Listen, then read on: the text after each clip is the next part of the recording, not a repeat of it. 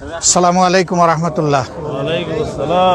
ওনারা বলছে না যে আমি দেখতে আসছি, তো এত দূর থেকে দেখলে কি মায়া লাগবে? না, এত দূর থেকে দেখলে মায়া লাগবে না, এই জন্য কাছে চলে আসছি। কেমন আছেন আপনারা সবাই? ভালো আছেন সকলে? আপনারা মায়েরা কেমন আছেন সবাই? আলহামদুলিল্লাহ আলহামদুলিল্লাহ আলহামদুলিল্লাহ, আমরাও ভালো আছি, আল্লাহ আমাদেরকে ভালো রেখেছে। তো এটা একটা গড়া পেটার এলাকা, তাই না? কালকে স্বপ্ন ছিল যে এখানে বসবাস করব, আজকে এখান থেকে আমি উচ্ছেদ। যে জায়গাটায় দাঁড়াইলাম আমি খেয়াল করলাম যে এই কুটিগুলো সাক্ষী দিচ্ছে যে এখানে একটা ঘর ছিল অথবা ঘর তোলার কেউ চেষ্টা করেছিল। আসসালামু আলাইকুম ওয়া রাহমাতুল্লাহ। সম্মানিত ভিউয়ার্স, 52 টিভি 24 আপনাকে স্বাগতম। প্রিয় দর্শক শ্রোতা, আপনাদেরকে জানাচ্ছি আজকের গুরুত্বপূর্ণ একটি ভিডিও। অনেকগুলো ভিডিও আপনারা দেখেন, আজকের ভিডিওটি খুবই ব্যতিক্রমী, আপনাদের সামনে ভালো লাগবেই এবং এই বিষয়টি আপনাদেরকে তাৎপর্যপূর্ণ হিসাবেই দেখছি। আপনারা পরিপূর্ণ ভিডিওটা দেখে মন্তব্য করবেন এবং আপনারা সহযোগিতা করবেন, আমাদের চ্যানেলটি সাবস্ক্রাইব করবেন। যারা যেখান থেকে দেখছেন সকলকে অসংখ্য মোবারকবাদ জানিয়ে আমরা সরাসরি ভিডিওতে চলে যাচ্ছি। আসসালামু আলাইকুম রহমতুল্লাহ। ওনারা বলছে না যে আমি দেখতে আসছি, তো এত দূর থেকে দেখলে কি মায়া লাগবে? না, এত দূর থেকে দেখলে মায়া লাগবে না, এই জন্য কাছে চলে আসছি। কেমন আছেন আপনারা সবাই? ভালো আছেন সকলে? আপনারা মায়েরা কেমন আছেন সবাই? আলহামদুলিল্লাহ আলহামদুলিল্লাহ আলহামদুলিল্লাহ, আমরাও ভালো আছি, আল্লাহ আমাদেরকে ভালো রেখেছে। তো এটা একটা গড়া পেটার এলাকা, তাই না? কালকে স্বপ্ন ছিল যে এখানে বসবাস করব, আজকে এখান থেকে আমি উচ্ছেদ। যে জায়গাটায় দাঁড়াইলাম আমি খেয়াল করলাম যে এই কুটিগুলো সাক্ষী দিচ্ছে যে এখানে একটা ঘর ছিল অথবা ঘর তোলার কেউ চেষ্টা করেছিল। এখন আর সেই স্বপ্ন দেখে না উনি। ঘাটে যখন উঠবো নৌকা দিয়ে জিজ্ঞেস করলাম যে এই বাঁশগুলার গুঁড়া কাটা কেন? ওনারা বললো যে এটা ভেঙে পড়ছে, এই জন্যে কেটে নিয়ে যাবে, না হইলে তো নদী নিয়ে যাবে সবগুলা বাঁশ। তো এই কষ্টের মধ্যে আপনারা আছেন, আপনাদের কষ্ট দূর করার কোনো শক্তি আমাদের নাই, কিন্তু আপনাদের এই বিপদে এসে আপনাদের সামনে হাজির দিয়ে সালাম দেওয়ার দায়িত্ব আমাদের আছে। আমরা সেই সালামটাই দিতে এসেছি। আপনারা সবাই আছেন ভালো?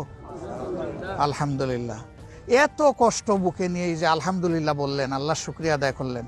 আমি মাবুদের দরবারে দোয়া করি আল্লাহ আপনাদের সকলের উপরে সন্তুষ্ট হয়ে যান। আল্লাহ পাক আপনাদের উপরে তার রহমত নাজিল করুক। আল্লাহ পাক আপনাদেরকে তাইয়িব হায়াত সকলকে দান করুক। আমরা আসলে আপনাদেরকে, আমার ভাই বলেছেন যে আমরা ত্রাণ দিতে আসি নাই, আমরা মূলত দেখতেই এসেছি। বলবেন যে এই ছোটো ছোটো ব্যাগ এগুলা কি নিয়ে যাবেন আপনারা? না না, নিয়ে যাব না। এগুলা আপনাদের ভাই হিসাবে যেহেতু আসছি, আপনাদের কাছে ভাই হিসাবে আমরা রেখে যাব। এই সামান্য জিনিস দিয়ে আপনাদের সমস্যার সমাধান হবে না। সমস্যার একমাত্র আল্লাহ তাআলা সমাধান করতে পারবে, সরকারও পারবে না। সরকারের এই শক্তি নাই, কোনো দলেরও নাই, কোনো ব্যক্তিরও নাই, তাই না? পারবেন যিনি আমাদেরকে সৃষ্টি করেছেন, যার হাতে আমাদের জীবন মরণ এবং রিজক, যার হাতে আমাদের ইজ্জত, তিনি কেবল পারবেন আমাদের মাথার উপর থেকে সকল বিপদ সরায় নিতে। সেই আল্লাহর দরবারেই আমরা ধর্ণা দিব সকলে মিলে। জামাতে ইসলামী আপনাদেরই দল। এইটা বেলুচিস্তান থেকে এখানে আসে নাই, রাশিয়া থেকেও আসে নাই, ইন্ডিয়া থেকেও আসে নাই। এ আপনাদেরই ভাই বাতিজা, তারাই তো জামাতে ইসলামী। অতএব আপনারাই জামাতে ইসলামী, তাই না? এই দলটা কি করে মানুষের জন্য? এই দলটা দুইটা কাজের উদ্দেশ্য নিয়ে মানুষের জন্য কাজ করে। একটা হলো মানুষ হিসাবে দুনিয়ার জন্য একজন মানুষ সম্মানের সাথে বাঁচতে পারে এবং এই রাষ্ট্রের প্রত্যেক নাগরিক, মা এবং ভাইয়েরা সবাই যেন সম্মান নিয়ে বাঁচতে পারে, এরকম একটা রাষ্ট্র চাই। আমি ছোট মানুষ হই, কিন্তু আমার জায়গায় আমি যেন একটু সম্মান পাই। আমার জন্য আল্লাহ পাক ছাড়ার কাউকে ভয় করতে না হয়, আল্লাহ ছাড়া কারো কাছে মাথা যেন নোয়াইতে না হয়, আল্লাহ ছাড়া কারো কাছে করুণা ভিক্ষা চাইতে না হয়। আমি সেইভাবে বাঁচতে চাই। জামাতে ইসলামী এমন একটি রাষ্ট্র চাই যে রাষ্ট্রের নাগরিকেরা এরকম হবে, নারী পুরুষরা এরকম হবে। একটা বাচ্চা জন্ম নেওয়ার পরে তার নাগরিক অধিকার হচ্ছে 4-5 বছর বয়স থেকে সে সুশিক্ষা পাবে। আবার এই শিক্ষাটা হবে আল্লাহকে স্মরণ করে, ইকরা বিসমি রাব্বিকাল্লাযী খালাক। আমাদের বাচ্চাদের মুখে শিক্ষার জবান ফুটবে এই কথা বলে যে পড়ো তোমার রবের নামে যিনি তোমাকে পয়দা করেছেন। তাহলে সে তা আল্লাহকে চিনবে। আল্লাহকে যে চিনবে সে আল্লাহকে ভয় করবে। আল্লাহকে যে চিনবে তার সকল প্রয়োজনের কথা, দিলের সমস্ত দরদ, মায়া, ভালোবাসা, আবেগ দিয়ে তার আল্লাহর কাছে সে বলতে পারবে। এবং আল্লাহ তার সেই প্রয়োজন সেইভাবেই পূরণ করে দেবেন।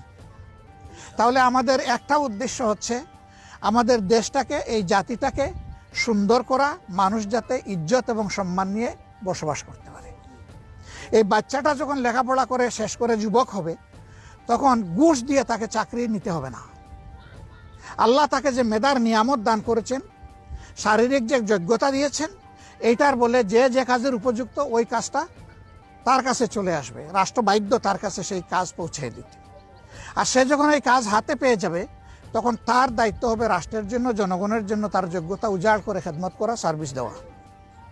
এই রাষ্ট্রটা আমরা চাই, বাংলাদেশ এমন রাষ্ট্র আপনারাও চান? তাইলে তো সবার চাওয়া এক হয়ে গেল। 2 নম্বর হলো যে আমাদের সবাইকে মরতে তো হবে। এই জীবন তো আমাদের স্থায়ী জীবন না, চাইলেও এখানে কোনো কায়দা করে থাকা যাবে না। মালিকুল মাউত যখন আসবেন, আল্লাহর ফয়সালা যখন এসে যাবে, তখন আমাদেরকে চলে যেতে হবে। আজকে যিনি আমার ভাই, বাবা, আমার মা, খালা, তাদেরকে যখন কবরে রেখে দিব বিসমিল্লাহি আলা মিল্লাতে রাসূলিল্লাহ বলে, তখন তিনি কেবলই আল্লাহর বান্দা, তখন কেবলই তিনি আল্লাহর বান্দি। আর আমাদের আর সাথে কোনো সম্পর্ক নাই ওনার। হ্যাঁ, থাকবে যদি তিনি নেক আওলাদ রেখে যান, ভালো কোনো কাজ যদি চালু করে যান, ইনশাআল্লাহ কবরে থেকেও তার বরকত তিনি পাবেন। ওই যে জীবনটা শুরু হবে, যে দুনিয়ায় আসলে অনেকে আমাকে বরণ করে, কিন্তু কবরে কোনো মানুষ আমার জন্য বরণ করতে অপেক্ষা করবে না। আল্লাহর ফেরেশতারা বরণ করবে। যে মানুষ নেক আমল নিয়ে যাবে, রহমতের ফেরেশতা তাকে বলবে, আসো, সালামুন আলাইকা, তোমার উপর শান্তি বর্ষণ হোক। তখন থেকে সে জান্নাতের সুখ পাবে। এরপরে তো আসল জান্নাত তার জন্য আল্লাহর জিম্মায় আছে।